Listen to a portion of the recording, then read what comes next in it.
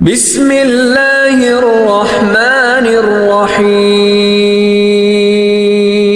حضور صلی اللہ علیہ وسلم کا صدقہ کی کھجور کے خوف سے تمام رات جاگنا۔ ایک مرتبہ نبی اکرم صلی اللہ علیہ وسلم تمام رات جاگتے رہے اور کروٹیں بدلتے رہے۔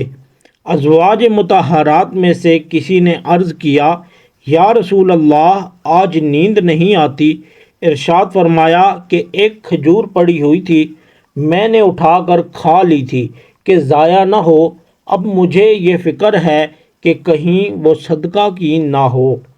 فائدہ: اقرب یہی ہے کہ وہ حضور صلی اللہ علیہ وسلم کی اپنی ہی ہوگی، مگر چونکہ صدقہ کا مال بھی حضور صلی اللہ علیہ وسلم کے یہاں آتا تھا، اس شبہ کی وجہ سے نبی اکرم صلی اللہ علیہ وسلم کو رات بھر نیند نہ آئی کہ خدا نخواستہ وہ صدقہ کی ہو اور اس صورت میں صدقہ کا مال کھایا گیا ہو۔